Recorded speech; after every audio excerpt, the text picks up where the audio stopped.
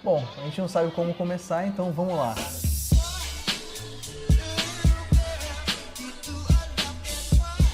Bem-vindo ao Crypto Talks de verdade, que você sempre acompanha a gente, ou não acompanha também, se não acompanhar, se cadastra aí para newsletter.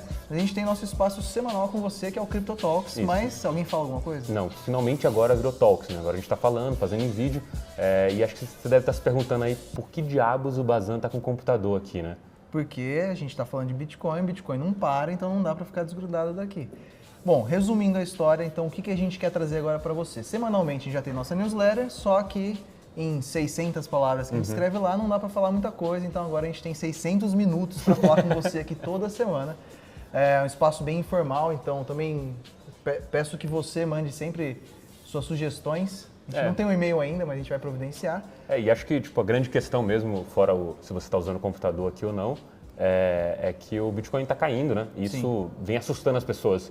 Acho que a gente que acompanha esse mercado há bastante tempo, a gente vê que isso é normal, mas a gente entende realmente que o cara que entrou, tipo, sei lá, há um mês atrás, 2 meses atrás, no final do ano, ele se assusta e aí começa a bater o desespero. Ah, será que eu vou ter que vender tudo isso agora? Acabou. O sonho era um sonho de verão, o Bitcoin foi legal, foi bonito, mas acabou. O Nelson ali é um deles, estava falando sobre isso.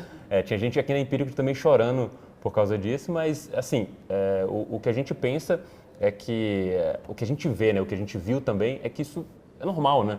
E apesar de se assustarem do tipo, cara, eu invisto em ações ou em tesouro direto, nunca vi isso, o negócio recuar tanto assim de valor e a pessoa fica pensando, vou vender agora, acabou mesmo.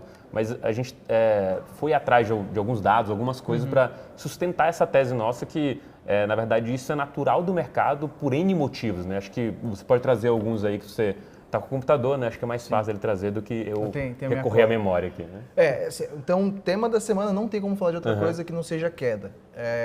Então, deixa eu te fazer uma pergunta antes, que acho que você já respondeu, mas quero que você fale de você mesmo. Você está preocupado com essa queda? Cara, não, realmente não. Eu acho que, principalmente assim, tem gente que fala mal do Bitcoin e aí hoje está torcendo, né? Está torcendo porque está caindo, legal. Ou até o próprio cara que foi lá, vendeu, achou que, caramba, agora eu ganhei um grande lucro, ele torceu por essa queda. E agora quando ele está vendo, ele está comemorando. Então assim, do meu lado que comprei, holdei e vou rodar isso para o resto da minha vida, é um negócio que eu não estou preocupado. E assim, a gente recomenda todo mundo ter uma exposição aí de no máximo 5%, se você não acompanha esse mercado constantemente. E a gente mesmo tem uma exposição maior e está menos preocupado com isso, né? E eu acho que alguns pontos pra gente, assim, você tem que levar em consideração que é lógico, né? O efeito psicológico da pessoa que entrou há um ano é totalmente diferente do cara que entrou há um mês, porque eles entraram em preços diferentes. Então, para um cara que, apesar da queda, ele ainda está lucrando 1000%, é diferente para outro que, com a queda, ele está perdendo 50%. Essa é uma ponderação, sem dúvida. Mas uma coisa que é importante a gente sempre pensar que é característica desse mercado. Então, quando a gente vê uma queda com 50% em 3 dias, isso assusta, mas não é nada que nunca tenha acontecido. E até se você botar isso no papel mesmo, calcular qual que é a volatilidade histórica do Bitcoin, não estamos fora da normalidade. Aí é lógico, a pessoa que colocou lá R$100, agora vê 50 na conta dela, não posso falar assim, você está feliz. Lógico sorria, que não, né? Sorria. Mas você sabe que o mercado é assim ou está aprendendo. E aí o primeiro ponto para se ponderar se você sente que você está perdendo, você só de fato está perdendo quando você vende. Né? Perfeito, é isso. Então se você comprou, qualquer ativo que seja, né? Não importa o mercado, se você não vendeu, você não realizou perdas. Então, virtualmente, você não perdeu nada ainda. E aí aquela questão, assim, a longo prazo, que é nosso racional aqui quase sempre, você acha que isso aí vai para cima ou para baixo? Se você tivesse que olhar hoje, qual que é o teu racional para longo prazo? Para cima. Para cima, não tem muita discussão, né? O que é longo prazo aí depende mais do que cada um pensa, mas, sei lá, para alguns anos daqui para frente é para cima, sabe? Então, que assim, eu entendo, né? Tipo, na verdade, o cara que comprou lá no alto e agora tá vendo o negócio desvalorizando e aí ele fica naquela ânsia, isso dá para entender, assim, apesar da gente ter comprado talvez muito antes, a gente sente que a gente tinha talvez aquele dinheiro lá, a gente tá vendo aquele saldo na corretora e tá visualizando, eu tenho esse dinheiro. E a partir do momento que eu perdi 50%, isso machuca também. Só que aí é o que eu falo, né? Assim, se você não se apegar talvez ao conceito, à tecnologia em si, é muito fácil você desapegar e falar, caramba, não entendo mesmo, isso aqui já deu o que tinha que dar e e se desfazer daquilo, né? O que o mercado chama de mão de alface, né? Que você não consegue segurar muito uma posição e sai logo vendendo. E aquele negócio, assim, se eu não entendo o ativo, eu vou comparar ele com qualquer outra coisa. Então, se eu estiver comparando com ações, é lógico, eu vou ficar desesperado se a ação cai 80%. Então, tem essas coisas que são um pouco subjacentes, né, ao próprio ativo que você precisa levar em consideração. E uma coisa que eu acho interessante, que é assim, beleza, muitas pessoas ficam especulando de por que está caindo. E aí tem um monte de coisas que a gente poderia dizer, de motivos que a gente pode dar para a queda que está acontecendo no início de 2018. Mas o que essas pessoas muitas vezes esquecem é que, beleza, a mídia só vai falar que está caindo. A mídia não vai falar dos avanços dos protocolos, por exemplo. Perfeito. Então tem um monte de coisa rolando por trás disso que não necessariamente é ligado intrinsecamente ao valor nesse momento, ou que não vai fazer de imediato o preço subir, Legal. mas que são gatilhos de longo prazo formidáveis, que tá, beleza, o Bitcoin ele pode estar caindo 50%, mas ele ainda tem um problema de escalabilidade para resolver, que não vai ser resolvido agora. E os frutos disso, né, os ganhos disso, eles vão ser colhidos a longo prazo. E isso ninguém está olhando. Assim, quem está...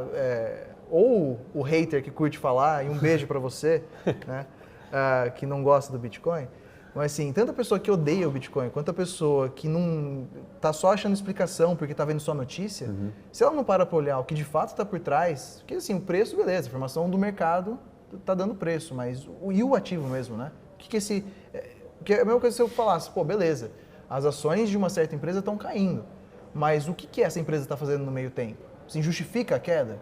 Ou é por causa necessariamente que ela é ruim? Então, eu acho que é essa coisa de separar. O ativo é fundamentalmente ruim, ou o mercado que é assim, né? Sem necessidade de fazer uma rima aqui. Tá? E tipo, a gente vê esses ciclos mesmo, né? Então, você teve, por exemplo, um ciclo de altcoin bastante forte, em que as altcoins subiram em relação ao Bitcoin, e aí todo mundo, caramba, agora morreu, ainda a gente falando isso, morreu o Bitcoin, o problema de escalabilidade, ele não é meio de pagamento, ele não é reserva de valor, vai todo mundo correr para altcoin. Aí você tem um ciclo das altcoins crescendo, e aí quando você tem o mercado que se baseia basicamente no preço do Bitcoin para dar o valor das outras moedas, quando esse mercado cai, ele cai por inteiro, né? Então, não tem uma coisa que te salva ali no próprio mercado de cripto para te defender dessa queda, porque o Bitcoin cai, ele naturalmente vai puxar as outras criptos, né? E aí um outro ponto para se levar em consideração, que é até o Felipe comentou no Day One, que o negócio subiu 1.300% num ano, você não espera que ele caia nem um pouquinho, e é lógico, eu vou voltar naquele mesmo ponto, ninguém fica confortável com uma queda de 50%, mas eu falo do meu lado, assim, eu como editor aqui das séries que a gente publica, eu não vou ficar me desesperando, e eu falo isso como investidor também, né? Me desesperando por ver aquilo. Lógico, conforme o tempo vai passando, você começa a entender que é parte do jogo, e que pelo nosso histórico do mercado de 4 anos, pelo menos, a gente vê isso se recuperar na maioria das vezes. Na verdade, Cíclico, né? sempre se recuperou de alguma forma, porque a tendência de longo prazo tem sido tendência de alta.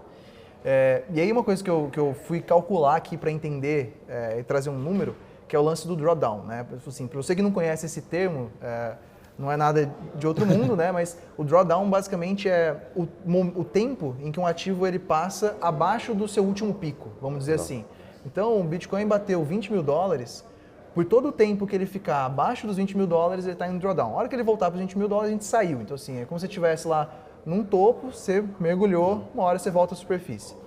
E quando você pega, eu peguei aqui de 2015 para cá, né? Então, basicamente, durante 3 anos, 15, 16, 17, em 79% do tempo o Bitcoin estava em drawdown.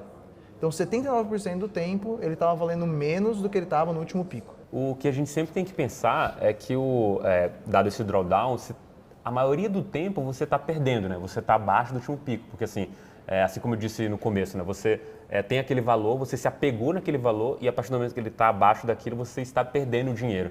Então, na verdade, investimento de risco é isso, né? Tipo, se a gente pegar ações, é mais ou menos também esse percentual, só que óbvio, aqui a gente está falando de uma queda muito mais acentuada e machuca muito mais, né? E até quando você não está perdendo, mas assim, quando você pensa de, putz, eu comprei Bitcoin a $5 mil, equivalente, e eu vi ele até 20, e agora está 10. E aí eu falo, e se eu tivesse vendido no pico? Assim, não existe e se. Você não vai voltar no passado. E não é essa forma que a gente tem que pensar. Assim, se você está num drawdown, provavelmente você vai voltar a superar isso. E ter saber lidar emocionalmente com isso é essencial. Isso vale para qualquer tipo de investimento, mas quando você está no investimento de risco com alta volatilidade do mercado que não fecha, isso é mais necessário ainda. Mas o ponto bom, que na verdade, que foi até uma coisa que a gente estava conversando com o Rodolfo aqui, né? Assim, a volatilidade existir, ela é ótima. Legal, ruim é quando você tem uma queda de 50% no mercado que não é volátil. Exato. Por natureza. Você naturalmente começa a ver, esse mercado sempre vai para cima, pouca volatilidade, e aí eu vou lá e pronto, acabou, né? Tipo, você tem realmente o Por quesito de bolha. isso que 20%, 10% de queda na bolsa a gente tem circuit breaker, no Bitcoin não acontece. Exato. Enfim, tem toda a questão de infraestrutura, mas são formas diferentes de lidar. Então, o que a gente quer passar para você nessa semana, né? Assim, acho que foi o tema da semana, foi uma das coisas mais faladas ali no Twitter, e os tweets que a gente recebe de perguntas. Inclusive, procure a gente lá no Twitter, procura Vinícius Bazan e André Franco Vê minha carinha séria lá. Vai achar só uma cara igual a essa, só outra igual a essa. Segue a gente lá, porque a gente acaba falando bastante coisa no Twitter também. Mas esse foi o tema principal. E assim, se você, de alguma forma, ainda está preocupado, assim, a preocupação a gente sempre tem que ter. Mas se você está desesperado, não se desespere. E acho que o recado final aqui lembre-se que eu e o André, apesar de editores, analistas da série, a gente também é investidor e o nosso também está aqui. Né? Assim, a gente tem alocação nessas moedas porque a gente tem o skin in the game, como a gente sempre fala aqui no Empíricos. Né? E se a gente não está aqui desesperado por vender, não acha que é o fim do mundo, provavelmente é porque ele não é, e assim, na nossa visão ainda não é. Né?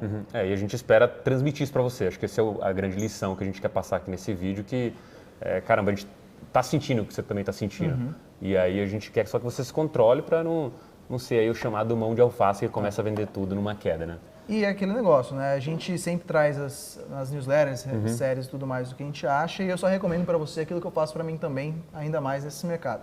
Tá certo. Então, dica prática, faça o que eu estou fazendo, feche o computador, não fica ligado na cotação 24 horas por dia, vai aproveitar a família e os amigos também e entenda esse mercado, ele é volátil mesmo, ele se recupera e a gente tem uma visão muito boa e muito esperançosa para o mercado a longo prazo. É isso que a gente tem que mirar, né? É certo. Beleza, Boa, pessoal? até semana que vem. Valeu. Até semana que vem. Tchau.